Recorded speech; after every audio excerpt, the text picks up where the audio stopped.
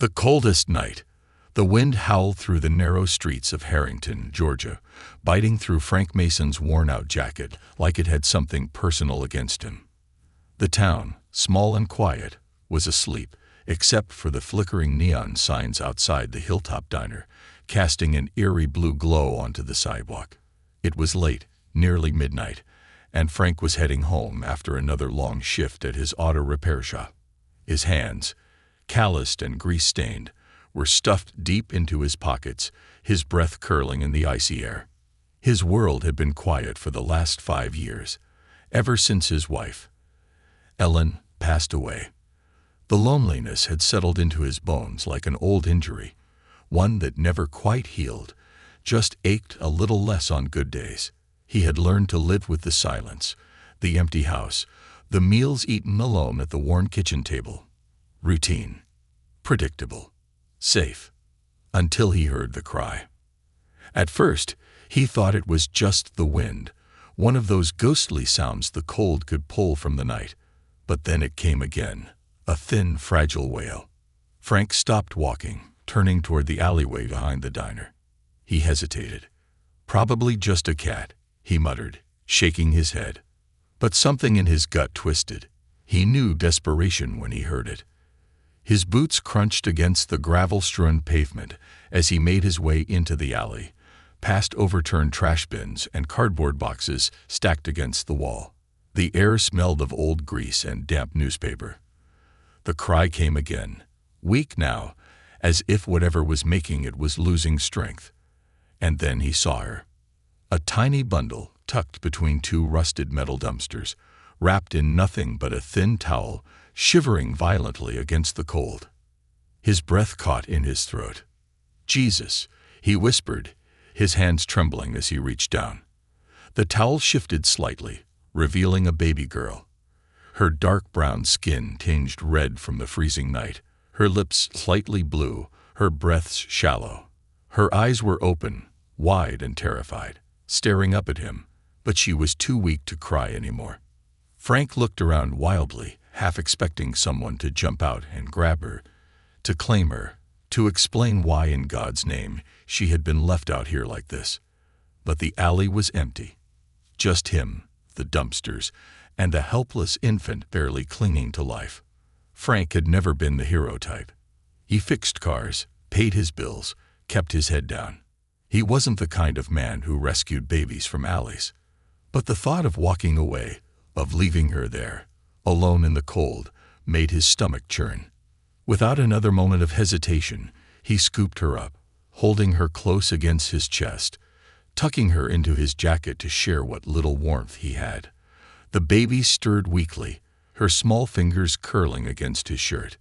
"It's okay," he murmured, even though it wasn't, even though he had no idea what the hell he was doing. A decision that couldn't be undone. By the time Frank reached his truck, his mind was racing. He should have gone straight to the police station, handed her over, let someone else, someone qualified, deal with this. But the moment he slid into the driver's seat and turned on the heater, he glanced down at the tiny bundle in his lap and froze. He knew what would happen. He'd seen too many kids like her, black kids, get lost in the system, shuffled from one foster home to another, treated like cases instead of people. She'd end up as a headline, another statistic. Unwanted infant found in trash. Frank tightened his grip on the steering wheel. Not if I have anything to say about it. Instead of driving to the police station, he turned toward his house, a small single-story home on the outskirts of town. It wasn't much, just a weathered porch, a creaky screen door, and a garage filled with more car parts than furniture. But it was warm, safe. And tonight, it would be her home too. The first night. The baby girl barely made a sound as he carried her inside, setting her gently on the old plaid couch in the living room. Frank dug through his cabinets, searching for anything, a blanket, a clean towel, anything to keep her warm. He found one of Ellen's old quilts, soft and lavender-scented, and wrapped it around the tiny shivering body. The girl's eyes fluttered open, still drowsy, still weak, and stared at him. Frank swallowed hard. He had no idea what he was doing. For the next 2 hours, he did his best, warming a bottle of milk he'd found in the fridge, leftover from when his goddaughter had visited, rocking her gently when she fussed, trying not to panic when she finally fell asleep in the crook of his arm. He sat there in the dim light, staring down at the small face resting against his chest, and something inside him shifted. He'd spent the last 5 years grieving, burying himself in work, pretending the hole in his heart didn't exist. But now, in the stillness of his home, with this tiny, abandoned child breathing softly against him, he felt something he hadn't felt in a long time. Purpose. The storm outside and the storm ahead. The next morning, Frank woke up to chaos. Someone had already talked. By the time the sun had risen, half the town of Harrington had heard about the mysterious baby Frank Mason had taken in. By mid-morning, his doorbell rang. He opened it to find Sheriff Dale Carter standing there, his uniform crisp, his expression unreadable. "We need to talk, Frank," Dale said, his voice carefully neutral. "About the baby." Frank glanced over his shoulder, where the baby girl lay curled up on the couch, her tiny hands gripping the edge of Ellen's quilt. He turned back to the sheriff, his jaw tightening. "No," he said simply. "We don't." Dale exhaled sharply, looking at him like he was crazy. "Frank, you can't just keep her. That's not how this works." Frank squared his shoulders. "She was left for dead," he said. "Nobody wanted her, so now she's mine." The sheriff studied him for a long moment. Then, finally, he sighed. "You know this is gonna be a fight, right?" Frank glanced at the baby girl asleep on the couch, at the way she had curled into his home, his life, his heart in less than 24 hours. His voice was steady when he answered. "Then let's fight. The fight for hope." Frank stood in his small kitchen, his fingers gripping the edge of the worn countertop, staring blankly at the black coffee swirling in his mug. He hadn't slept much since bringing the baby home, and the weight of exhaustion pressed down on his shoulders like a lit blanket. He had spent half the night rocking her when she cried, his rough hands awkwardly patting her tiny back until she drifted off again. Every time he thought she was finally asleep, her small whimpers would start up again, soft but persistent, reminding him just how fragile she was. It had been a long time since he'd taken care of someone other than himself, and even then, taking care of a baby was a whole different kind of challenge. By the time the morning light crept through the windows, the baby had finally settled, curled up under Ellen's old quilt, her breathing soft and steady. Frank had sat on the couch for a long time, just watching her, listening to the little noises she made in her sleep. He didn't know what to do, but he knew one thing. He wasn't going to let anyone take her away. The knock on the door came just as he poured his second cup of coffee, and he already knew who it was before he even opened it. Sheriff Dale Carter stood on his porch again, this time with a woman beside him. Lynn Waller, the county social worker.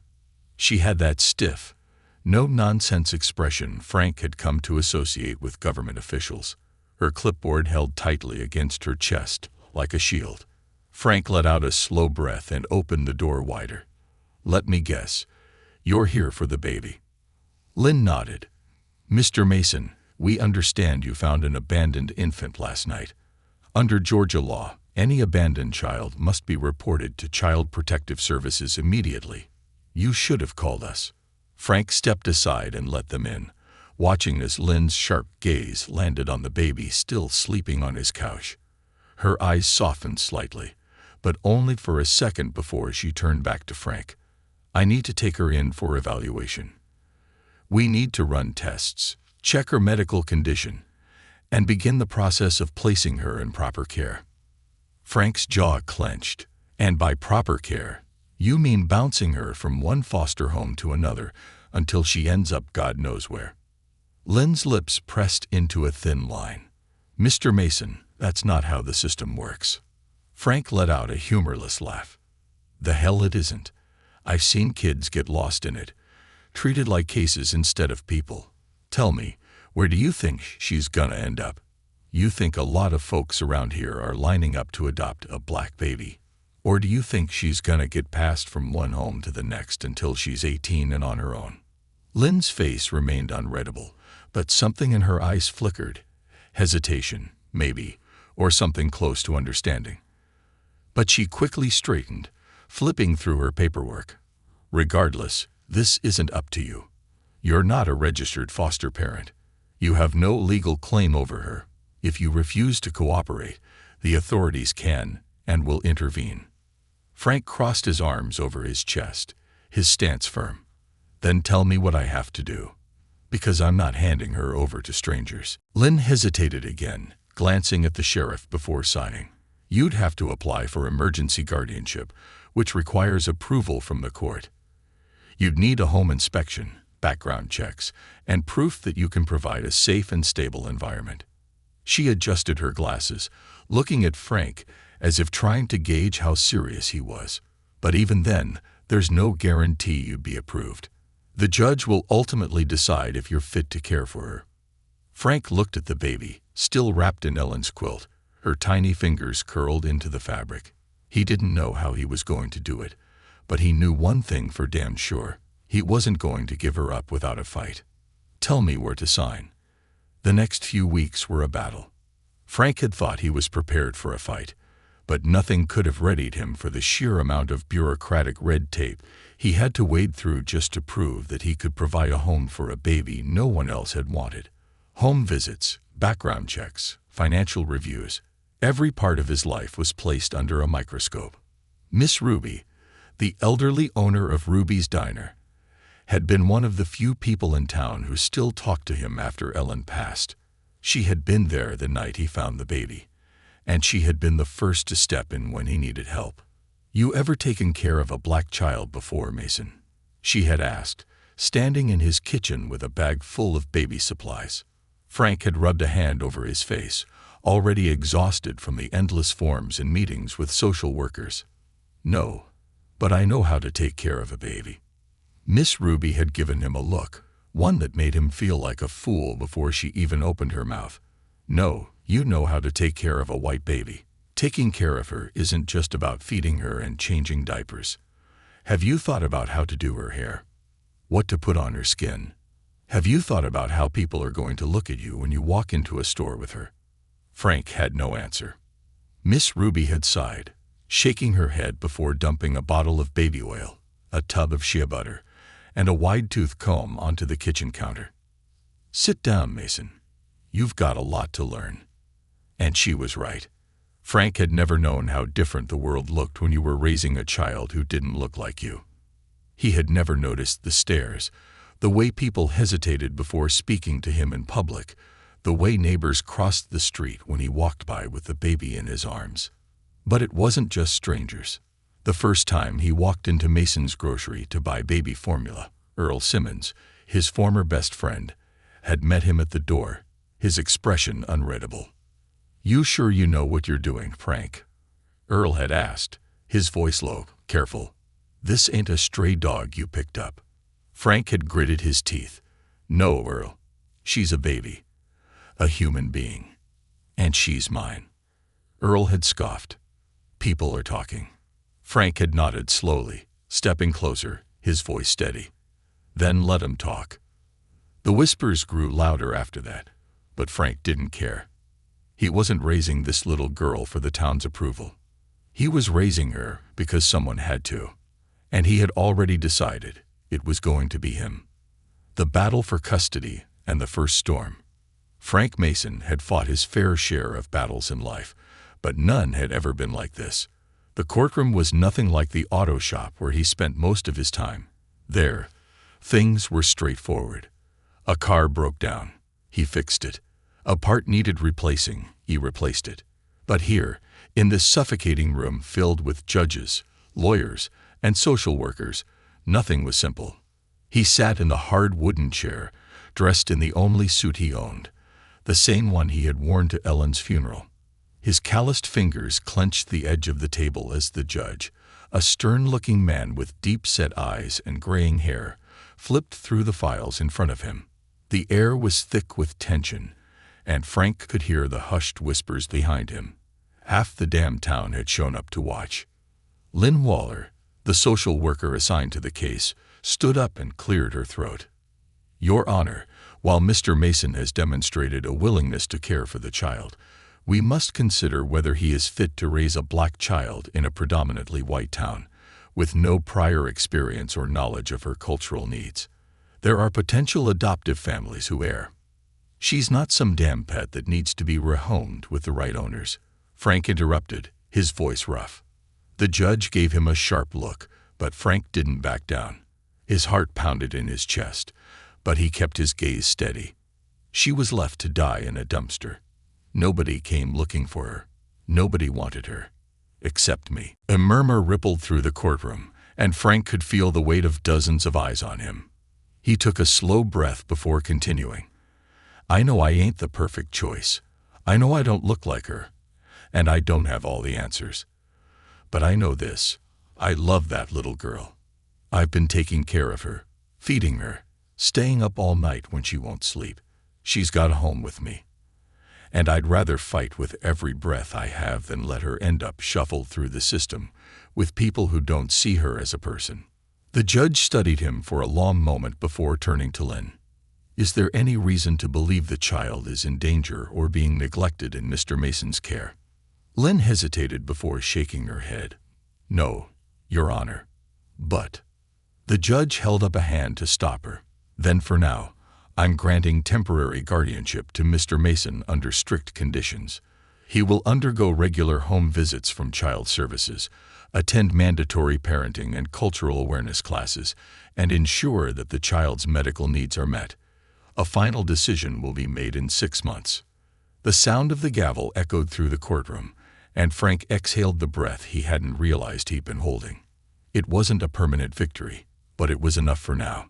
The illness that nearly took her. The winter that followed was brutal. The kind that cut through bones, making every breath feel like glass in the lungs. The snow piled up outside, and Frank did his best to keep the house warm, stuffing towels under doors and keeping the old furnace running as best he could. He had just started to feel like things were settling into place when it happened. Hope got sick.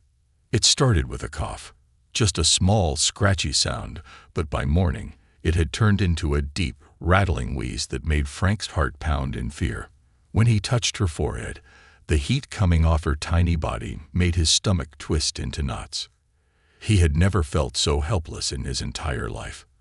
He bundled her up in the purple quilt Ellen had made, carrying her to his truck like she was made of glass. The hospital was a 30-minute drive, and every mile felt like an eternity. Hope whimpered in his arms, her little fists clutching his jacket, her usually bright eyes dull and glassy. When they arrived at Harrington Medical Clinic, Frank carried her inside, barely feeling the sting of the cold as he pushed through the doors. The waiting room was half empty, just a few scattered patients flipping through old magazines, but the receptionist barely looked up when he approached the desk. "I need a doctor. My daughter's burning up." His voice was sharp with panic. The receptionist, an older white woman with tightly curled hair, finally looked up, her gaze flicking between Frank and the child in his arms. Her lips pursed slightly, her expression unreadable. "Take a seat. The doctor will see you when he's available." Frank's jaw tightened. "She's having trouble breathing," he said, voice rising. "She needs help now." The woman sighed, flipping through a stack of papers. "We'll get to you when we can, sir." Frank opened his mouth to argue, but before he could say anything, a black woman sitting nearby with her toddler on her hip stood up. "That baby's sick," she said, her voice strong and clear. "And if she was white, I bet you wouldn't be telling her daddy to wait." The room fell silent. The receptionist's face twisted in irritation. But before she could respond, a nurse rushed in, her eyes widening when she saw Hope's condition. "Bring her back," she said quickly, motioning for Frank to follow. Now, the next few hours were a blur. Doctors moving in and out, nurses asking him questions he didn't know the answers to, and the constant beeping of monitors that made his head pound. Hope's tiny body looked even smaller against the hospital sheets, her breathing shallow, her skin flushed and hot. Pneumonia. The doctor's voice had been calm, but the word hit Frank like a sledgehammer. They had to keep her overnight for observation, which meant Frank spent the night sitting beside her bed, his hand wrapped around her tiny fingers, listening to the soft hiss of the oxygen mask as she slept. She woke up in the middle of the night, her eyes barely open, her voice hoarse. "Daddy?" Frank's throat tightened. He squeezed her hand gently. "Yeb, baby girl. I'm right here." She sighed softly, her small body relaxing as she drifted back to sleep. And Frank, who had spent the last few months wondering if he was doing the right thing, if he was enough, if she would ever truly see him as her father, felt something settle inside him. Hope had chosen him, and that was all that mattered. The Whispering Town. When Frank brought Hope home from the hospital, things in town had changed. People had always talked, but now the whispers were louder. Some folks stopped bringing their cars to his shop. Some neighbors stopped saying hello, and a few even crossed the street when they saw him coming. One afternoon, Earl Simmons, who had once been his closest friend, stepped into his shop, arms crossed. "You really gonna keep going with this, Frank?" he asked. "Ain't too late to let that girl go to a family that makes more sense." Frank wiped his hands on a rag, his face unreadable. "She already has a family." Earl scoffed. "You really think folks here are ever gonna see her as yours?" Frank's jaw clenched, but he didn't take the bait. He just looked at Earl, really looked at him, and realized something. Earl wasn't just speaking for himself. He was speaking for every person in town who thought like him. But Frank didn't care. That night, as he rocked Hope to sleep, her warm weight pressed against his chest, he made himself a promise. He wasn't raising her for this town. He was raising her for her, and no matter how many whispers followed them, he would never let go. A father's love, a town's judgment. The sound of Hope's laughter filled the small house, echoing through the warm kitchen as she sat on the floor, surrounded by stuffed animals. She was 3 years old now, and her tiny fingers worked clumsily to braid the mane of a ragged toy horse, her brows scrunched together in deep concentration. Every so often, she'd glance up at Frank, her bright brown eyes filled with mischief and joy, waiting for him to react. Frank watched from the kitchen table, flipping through the morning newspaper but barely reading the words. It was moments like this that made him forget about the whispers, the stares, the town that never fully accepted them. He had learned to tune out the noise, to ignore the neighbors who avoided them in the grocery store, the parents who hesitated before letting their kids play with Hope at the park. He had his daughter. That was all that mattered. But Hope was getting older now, and Frank knew that sooner or later she was going to notice things he couldn't protect her from. The first real moment came on a crisp autumn afternoon when he took her to the local playground. The air smelled of damp leaves, the swings creaked as they moved in the wind, and the sound of children's laughter filled the space. Hope had run ahead, her tiny legs moving as fast as they could, her braids bouncing as she joined a group of kids near the jungle gym. Frank leaned against a tree, keeping a watchful eye on her, but letting her have her independence. For a while, everything seemed fine. Then he saw it. The moment the other kids stopped playing and stared at her, a blonde-haired boy, no older than 4, pointed at her. "You don't match your daddy," he said, his voice loud and clear. "Why is he white, and you're not?" Hope froze, her tiny hands gripping the metal bars of the jungle gym. Another little girl, with ribbons in her curls, whispered something to her friend, and they both giggled. "She's not his real kid," the girl said. "He probably stole her." Frank felt the blood drain from his face. He was moving before he even realized it, his boots crunching against the gravel as he closed the distance between them. He could see the way Hope's small shoulders hunched inward, the confusion on her face, the way her hands clenched into tiny fists. He knelt beside her, resting a gentle hand on her back, trying to ground her. "Hey, sweetheart," he said softly. "You okay?" Hope didn't look at him right away. She was staring down at the ground, her face scrunched in deep thought, her tiny fingers twisting in the hem of her coat. Then, finally, she whispered, "Why do I not match you?" The words hit Frank like a hammer. He knew this moment would come. He had just hoped it wouldn't be this soon. Ignoring the other parents who were now pretending not to listen, he turned Hope to face him, tucking a loose braid behind her ear. "Families don't have to match to be real, kiddo," he said. "You and me, we're family. That's all that matters." She nodded slowly, but Frank could see that she wasn't completely convinced. He didn't blame her. At 3 years old, she was starting to notice the differences between them, and no matter how much love he gave her, the world would never stop reminding her of them. That night, after tucking her into bed, Frank sat on the couch, staring at the fireplace, his thoughts heavy. He had done everything he could to be a good father, to protect her from the town's judgment, but he couldn't protect her from questions she had the right to ask. And maybe it was time to find someone who could help. Miss Ruby's lessons. The next morning, Frank made the drive to Miss Ruby's house, a small and well-kept home on the edge of town. The woman who had once scolded him about hair care and skin routines had become one of Hope's biggest advocates. She had stood by them when others hadn't, and Frank knew she was the only one who could help him now. Miss Ruby was in her garden, kneeling among rows of collard greens and tomatoes, her hands covered in dirt.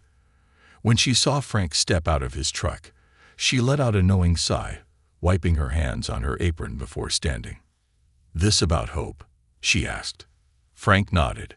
"She's starting to notice," he admitted, rubbing the back of his neck.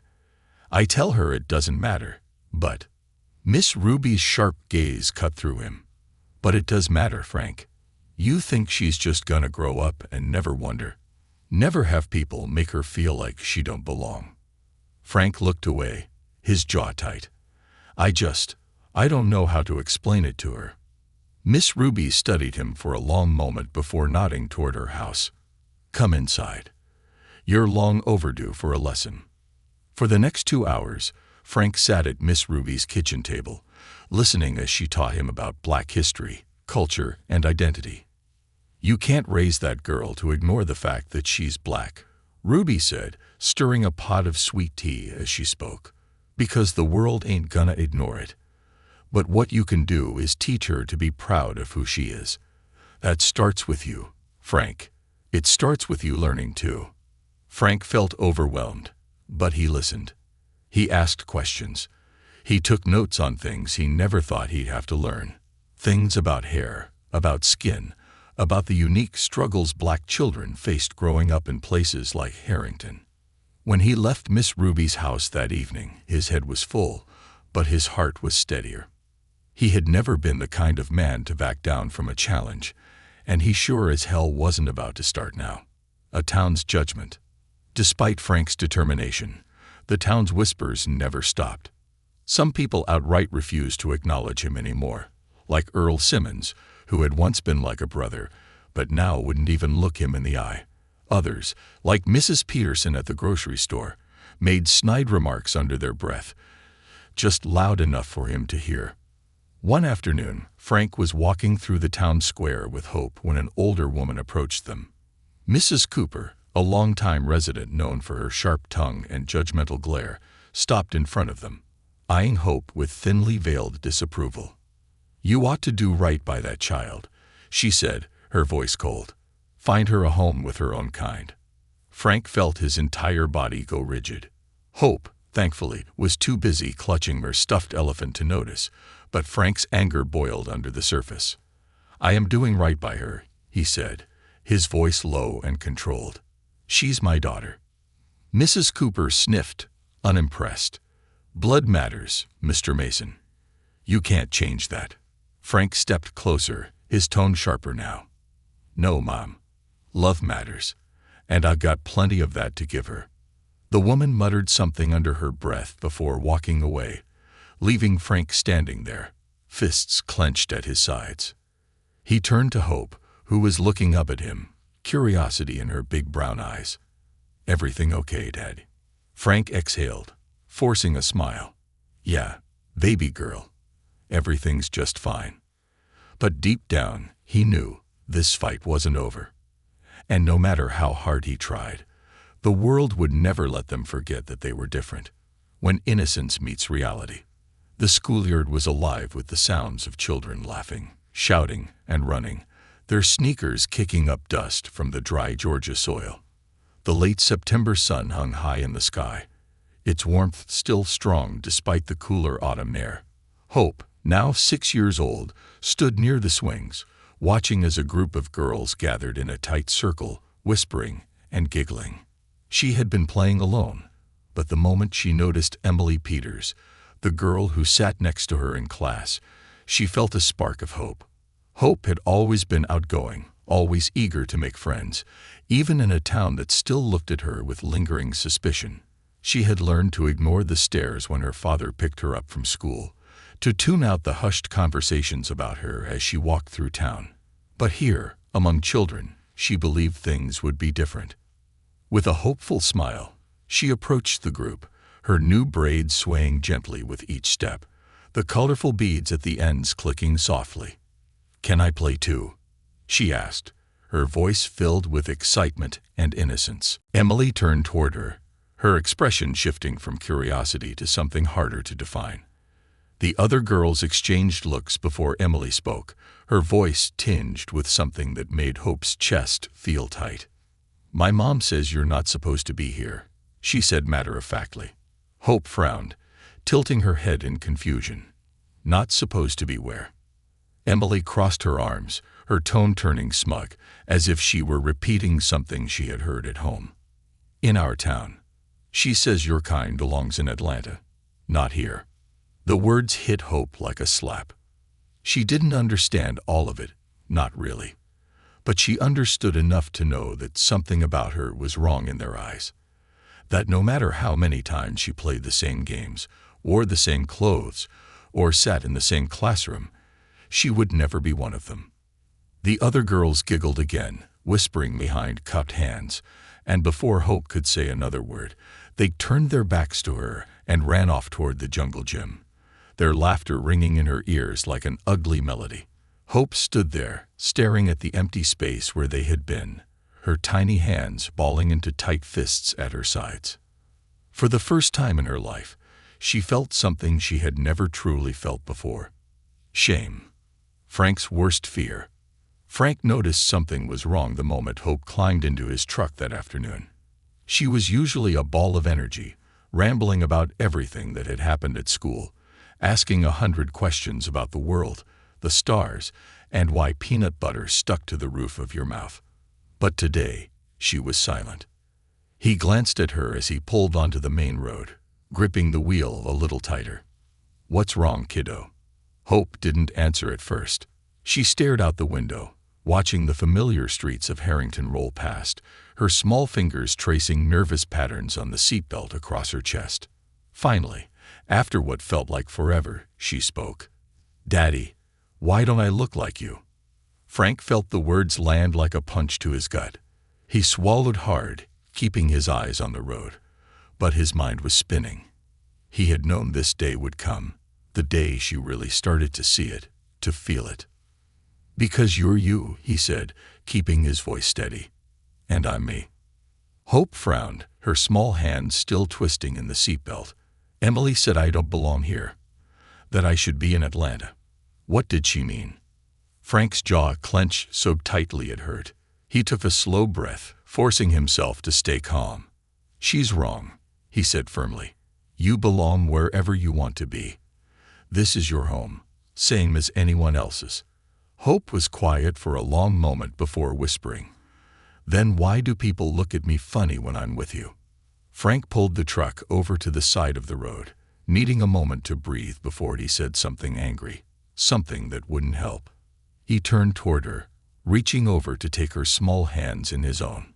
"Listen to me, Hope," he said, his voice gentle but firm. "Some people, they don't understand families like ours. They think families have to look a certain way to be real. But they're wrong. You're my daughter, and that ain't ever gonna change." Hope searched his face, her eyes filled with questions she wasn't old enough to ask yet. Finally, she nodded, but Frank could tell she wasn't fully convinced. Not yet. The sleepover that changed everything. A few months later, Hope came home buzzing with excitement. She had been invited to her first sleepover, at Emily's house, of all places. Frank hesitated. He still remembered the way Emily had made Hope feel small, the way she had repeated the same prejudices her parents had drilled into her. But Hope was bouncing on her toes, holding the invitation in her hands like it was a golden ticket. She said, "I can come, Daddy. We're gonna watch movies and eat popcorn and stay up late." Frank forced a smile, ruffling her hair. "All right, kiddo. But you call me if you need anything, yeah?" That Friday night, Hope packed her favorite pajamas, her stuffed elephant Rosie, and her purple toothbrush, her excitement bubbling over as Frank drove her across town. He walked her to the Peters doorstep, offering a polite nod to Mrs. Peters, who smiled a little too tightly as she welcomed Hope inside. Everything seemed fine. Until 3 hours later, when Frank's phone rang. He answered on the first ring. "Hello." There was a long pause, followed by a small, shaky voice. "Daddy." Frank's heart dropped. "Hope. What's wrong, baby?" Hope sniffled on the other end. "Mrs. Peters said I had to go home. She said she made a mistake." Frank was out the door before she even finished the sentence. When he arrived at the Peters house, Hope was already outside, clutching her backpack in trembling fingers, her eyes red-rimmed from crying. Mrs. Peters stood in the doorway, looking uncomfortable but not sorry. "I didn't think it would be a problem," she said stiffly. "But my husband, he wasn't comfortable with the situation." Frank felt white-hot rage rush through his veins, but he held it back, for Hope's sake. He knelt down in front of her, gently brushing a tear from her cheek. "Come on, baby girl, let's go home." As he lifted her into his arms, Hope buried her face in his shoulder, her little body shaking with silent sobs. Frank carried her to the truck, strapped her in, and drove home in complete silence. He didn't trust himself to speak. Not yet. When they got inside, he set her backpack down, knelt beside her, and took her face in his hands. "You listen to me, Hope," he said, his voice thick with emotion and fury. "There ain't nothing wrong with you. Do you hear me? You are perfect just the way you are. Some people are too damn small to see it, but that's on them. Not you." Hope sniffled, but nodded. Frank wrapped her in his arms, holding her as tightly as he could, wishing he could take away the pain she didn't deserve. He had fought a lot of battles in his life. But this was the fight that mattered most. And he wasn't backing down. The call that changed everything. It had been nearly 10 years since Frank found Hope in that alley, 10 years since he wrapped her in his old jacket and drove her home without a second thought. In those 10 years, he had learned how to do things he never thought he'd have to. How to braid hair with patience, how to soothe nightmares with just the sound of his voice, how to fight battles that no one warned him about. Now, at 13 years old, Hope was no longer the tiny baby he had carried through the cold that night. She was tall for her age, sharp-eyed and curious, her world getting bigger and more complicated every day. Frank watched her from the kitchen table, where he sat with his morning coffee. She was standing in front of the hallway mirror, tying her curls into a high puff, her fingers moving with expertise she had learned from Miss Ruby years ago. She looked like a young woman now, not a little girl. The thought made his chest tighten. "Big day today," he said, clearing his throat. Hope glanced at him in the mirror, rolling her eyes. "It's just high school orientation, Dad, not the moon landing." Frank chuckled, shaking his head. "Still a big deal. You nervous?" She shrugged, but he could tell she was. A little. He wasn't sure if it was about the school itself, or the same thing that had followed her all her life, being different in a place that wasn't always welcoming. "You'll do fine, kiddo," he assured her, standing up to rinse his mug. "And if anyone gives you trouble, you let me know." Hope smirked. "What, so you can fight a bunch of teenagers. Frank turned, arms crossed, one brow raised. I ain't above it. She laughed, but behind her smile, Frank could still see something deeper, something unspoken. He could tell she wanted to say more. But before she could, the phone rang. Frank frowned. It was early. Too early for a normal call. He wiped his hands on a dish towel before picking up the receiver. Hello. A woman's voice came through the line. Clear, polished, serious. Mr. Mason. His spine stiffened. Yeah. Who's this? There was a pause. Then, words that sent ice through his veins. My name is Vanessa Jameson. I believe I'm Hope's biological mother. The truth that refused to stay hidden. Frank felt his grip tighten on the phone, his heartbeat hammering against his ribs. Come again, he said, his voice quieter now, controlled but edged with something sharp. The woman, Vanessa, took a breath. I've been looking for my daughter for years, she said, her voice steady. I only recently learned she was still alive. Mr. Mason, she was taken from me. I didn't abandon her. Frank's stomach dropped. His free hand clenched into a fist at his side. That's impossible, he said, his throat dry. She was found. She was left. In an alley. Vanessa finished for him. Yes, I know. But that wasn't me. Frank didn't know what to say. Hope had never known the full story of where she came from. He had planned to tell her one day, when she was older, when she was ready. But this was something else. How do I know you're telling the truth? Frank asked, his voice rough. Vanessa's voice softened. I have proof, she said. DNA results. A birth certificate. Medical records from the night she was born. Please, Mr. Mason. I don't want to take her from you. I just want to meet her. To know her. Frank felt a storm of emotion swell inside him. He had fought for Hope, raised her, stayed up with her through fevers and nightmares, through scraped knees and school bullies. He had been the one to teach her how to ride a bike, how to tie her shoes, how to stand tall even when the world tried to make her feel small. And now, after all these years, someone was stepping out of the shadows to claim a place in her life. Frank inhaled slowly.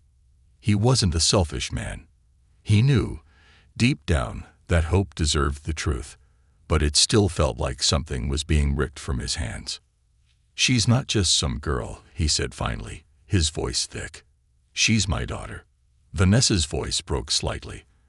I know, she whispered, and I am so grateful for everything you've done for her, but she's also mine. Frank closed his eyes, exhaling sharply. I'll talk to her, he said after a long pause. But if she doesn't want to meet you, that's the end of it. You understand.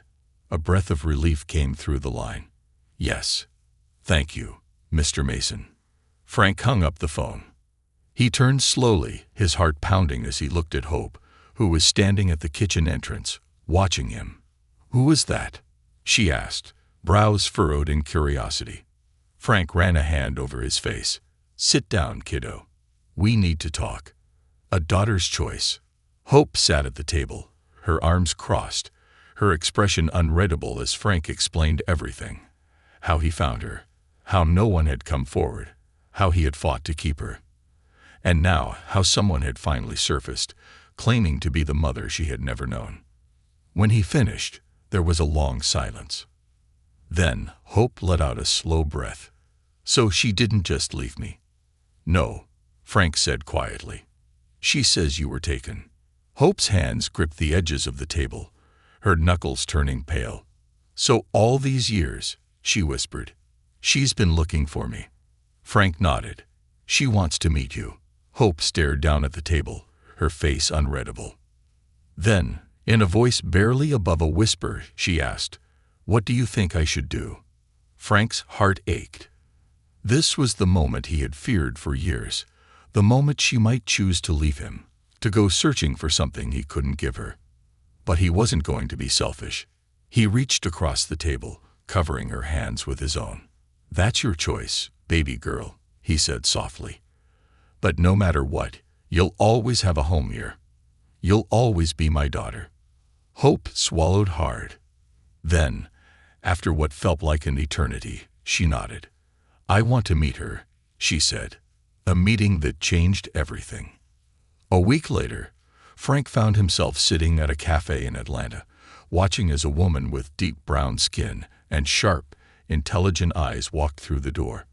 Hope sat beside him, her fingers clenched together in her lap, her whole body radiating nerves.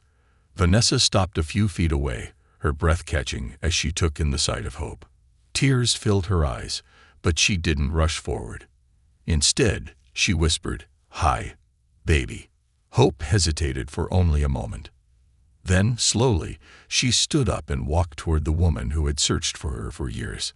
And just like that, the past and present finally met. A father's promise. That night, as they drove back home, Hope was quiet. Frank let her sit with her thoughts, not pushing her to talk. But just as they pulled into the driveway, she turned to him. "I love you, Daddy," she said softly. "That's never gonna change." Frank swallowed against the tightness in his throat and nodded. "I love you too, kiddo." And no matter what came next, he knew he would always fight for her, because she was his daughter. No matter what.